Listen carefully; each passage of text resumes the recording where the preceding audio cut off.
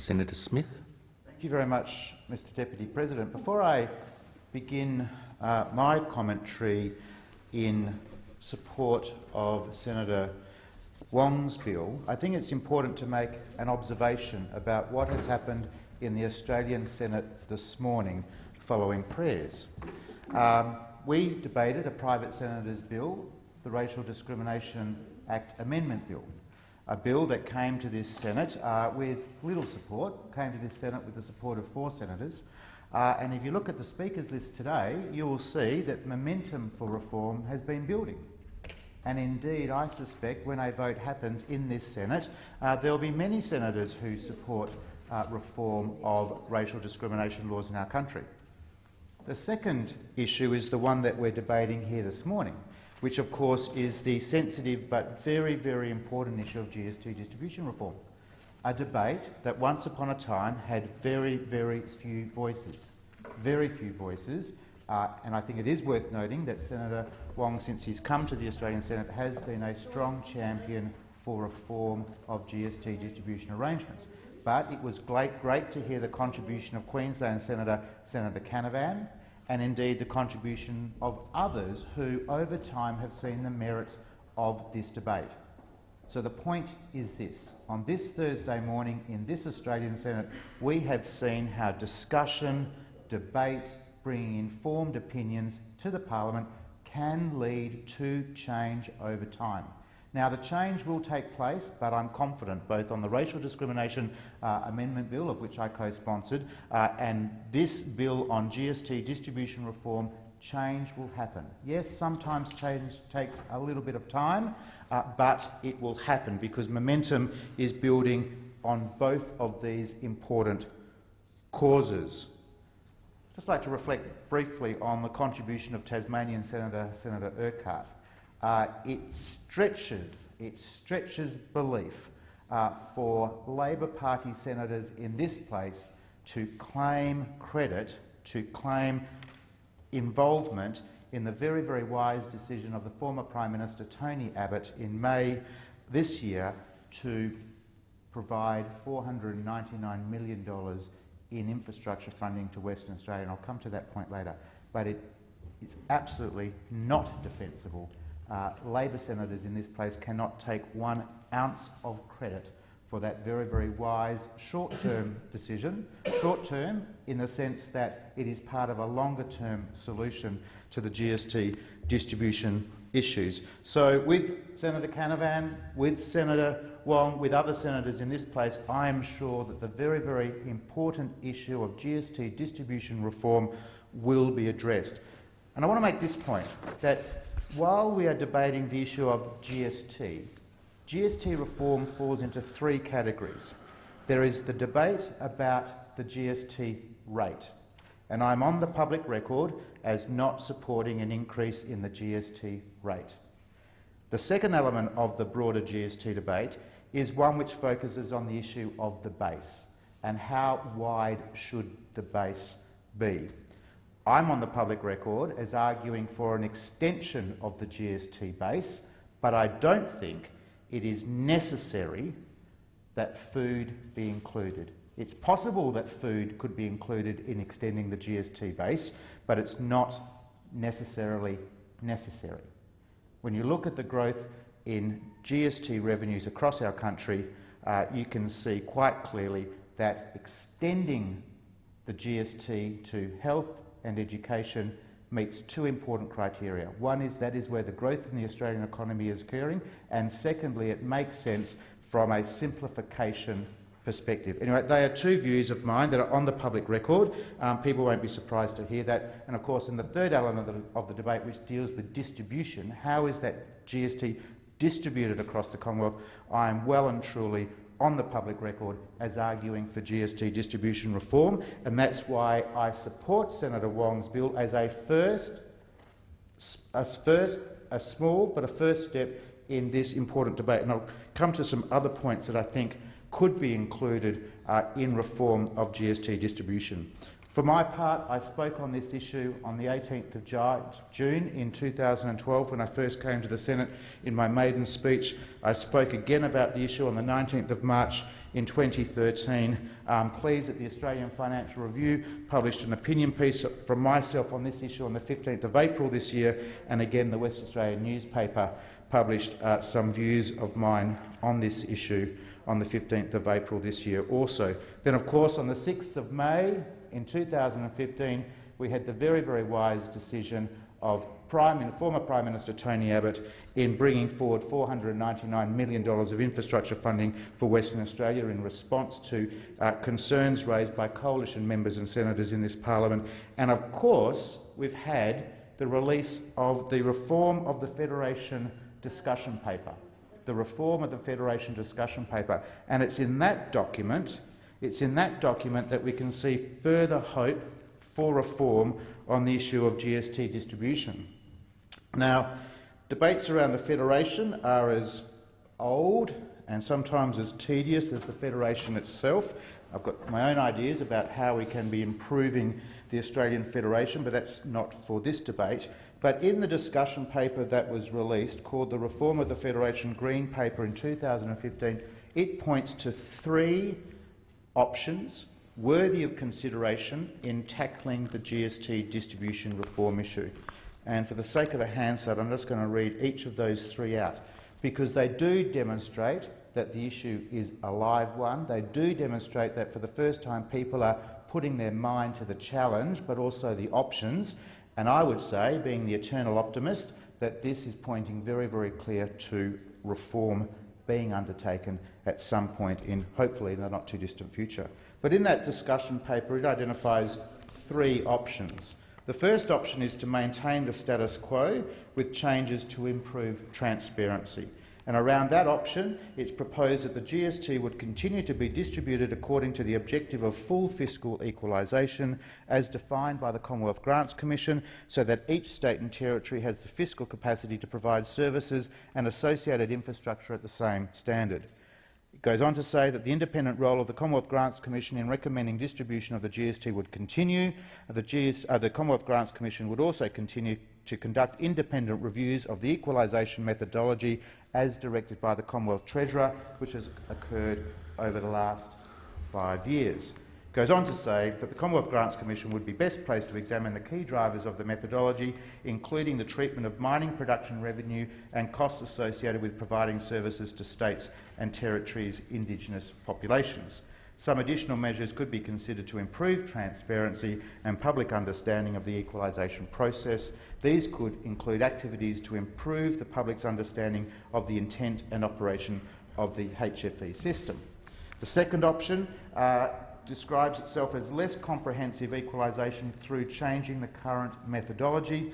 Under this option, the current methodology would be altered to move towards less comprehensive equalisation, and there are a number of ways of achieving this. Importantly, and a position that's advocated by many West Australians, including myself, is to establish a GST relativity floor.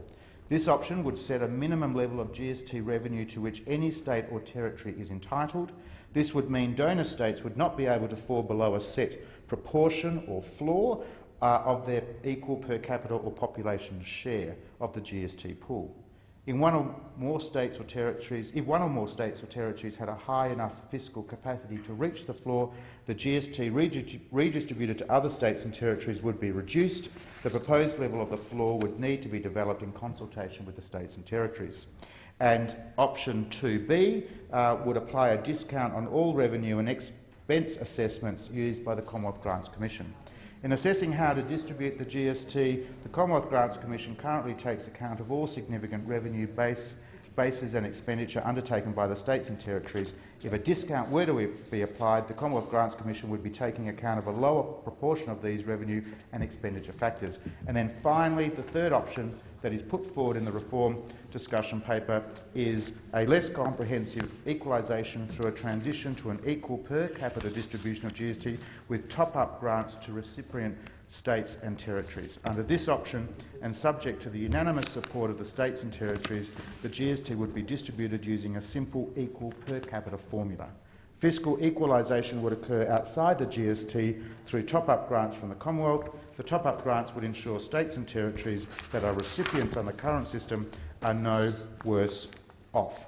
To ensure recipient states and territories are no worse off, and donor jurisdictions receive the benefit of the equal per capita distribution, the top-up grant would have to be financed from some combination of either higher Commonwealth taxes, increased Commonwealth debt, or savings against Commonwealth expenditure responsibilities. So there we have it. Progress is being made on the issue of GST distribution reform. It's there for the world to see in the Reform of the Federation white papers. And for those that are interested, you can go to pages 102 to 104. Now, while Senator Wong's bill contains merit, and that is a discussion around how suitable the existing averaging arrangements are, I would argue that it's just a piece of a bigger solution to reforming GST distribution reform in our country. And there are 5 other elements. One of them is this bill proposed by Senator Wong, but there are 4 other elements. So my 4 elements plus Senator Wong's elements, giving us 5 elements, which would lead to a successful rectification of the GST distribution inequalities that exist in our country. The first would be, and this would be consistent with the recommendations of the government's own National Commission of Audit, would be to ensure that over time, and I think this is an important point, we don't necessarily need to rush to a GST distribution solution, because it is important to build confidence amongst other states and territories that this is in the national interest and not just in the parochial interests of one state or a number of states. So the first proposition in a suite of reforms would be to ensure that GST distribution should move to an allocation based on population share, and further there should be a minimum GST entitlement of 75% of each state's population share. The second element of a broader suite of reforms would be to ensure that there's an additional mechanism that should be developed to assist those states and territories in need of additional financial support. This mechanism should be based on incentivising and rewarding economic reform. And this is an important point. GST distribution isn't just about the collection and distribution of the GST revenue, it's about developing a mechanism that will drive economic reform, drive incentive in the economy, so that every economy across the country, including in Tasmania, can be set on a more prosperous and incentivised footing. The third recommendation in what could be a suite of reform would be to ensure that the Commonwealth could act to improve the immediate situation by addressing the significant time lag in assessments made by the Commonwealth Grants Commission in relation to royalty receipts. And this is the proposition that is contained in the bill that we're debating this morning. The fourth element would be to ensure that the Commonwealth Grants Commission process include incorporating better recognition of each state's economic development needs and reducing the impact on the Commonwealth Grants Commission's considerations of jurisdictions' efforts to raise royalties by developing their mining industries. Now, importantly, the fifth point in what I would call a broader suite of reform is this, and Senator Canavan correctly identified this in his criticisms of the Commonwealth Grants Commission. I also used the Senate estimates process last year to inquire with the Commonwealth Grants Commission in terms of a number of issues that were important to Western Australia, and their response, I'll be as polite as I possibly can, was poor. Their response was poor. That's why I think it is timely now for an independent review of the Commonwealth Grants Commission itself and of the methodologies. And I think, and I'm happy to be open to debate on this, I think a good agency to do that would be the Productivity Commission. Because Senator Urquhart made this point in her contribution, and it's a correct one, that the Commonwealth Grants Commission was established in a certain point in time. That's absolutely correct. She's right on that. But those times are now significantly different. Those times are now significantly different. And I'm proud that in my home state of Western Australia, we are enjoying the full fruits, the full benefits of an open economy, resource exploration, and sending that resource and energy abroad. I'm grateful, as I'm sure Senator Canavan is, that Queensland too is embarking upon that course of action. I would hope one day that South Australia exploits to its fullest potential the resources that are available to it in its state. These are things that we should all be able to we should all be able to agree on. So I would argue that Senator Wong's bill has merit, but I think it should be part of a broader suite of reforms that I would hope that this coalition government would eagerly put its mind to. In making some final comments, I'd just like to say, how did we get to this point? What was it that led a senator like myself, indeed a senator like Senator Wong and Senator Canavan and others, to get to this point where we thought it wasn't just important enough to talk about GST distribution reform, it was important enough to start to argue for GST distribution reform. And my attention to this issue was pricked when I had drawn to my attention what's called the GST Distribution Review Interim Report. And that's a report that had a very revealing statement in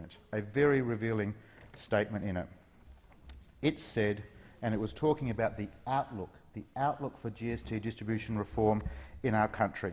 It said that as Western Australia's financial position has improved, its relativity has declined, no surprises in that, resulting in a reduction in GST share. It's unclear how much lower Western Australia's relativity will go. The West Australian government said it expects its per capita relativity to reach 0.36 by 2014-15.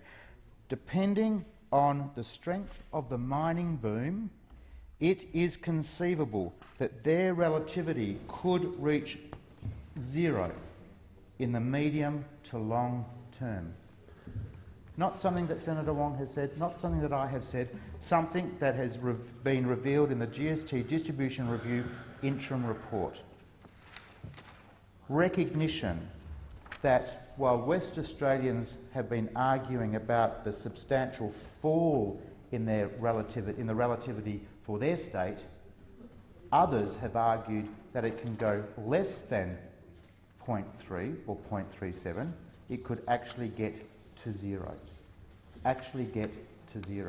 Meaning that GST monies raised in Western Australia would not find their way back to Western Australia at all.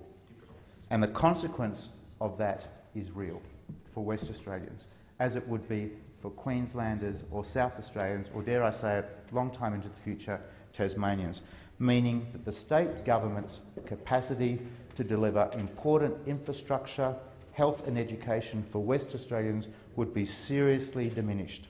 So far, to the extent that Western Australians would get a significantly less quality of life, a significantly reduced and deteriorated living standard as a result of the GST distribution mechanism in our country. I just want to end with a quote. I'd like to end with a quote from a political mentor, fan, and that is former Prime Minister John Howard, someone that I have a tremendous amount of respect for, someone who indeed had the political courage and momentum to drive tax reform in this country. He said, when he reflected on the current state of GST distribution in our country, this is what he said. And I'm now quoting from an opinion piece that I had published in the West Australian newspaper. It reads, "Even former Prime Minister John Howard has conceded, while he always knew that there would be fluctuations in the GST relativities, I don't think," Mr Howard said, "I don't think anyone in 1998 or 2000 had in front of them the projections as to how unequal the distribution would become." John Howard said that while he and others knew there would be fluctuations in GST relativity, nobody, not John Howard, not Peter Costello, ever thought in 1998 or 2000 just how unequal the distribution would become. When it comes to tax reform, when it comes to economic reform, I think we can put our faith in two people, Peter Costello, John Howard, and their contributions in the past, Malcolm Turnbull and Scott Morrison now and into the future, and I'm confident that GST distribution reform will be part of a wider suite of tax reform policies that will set not just Western Australia free, but set the whole country free. Senator, your time's expired.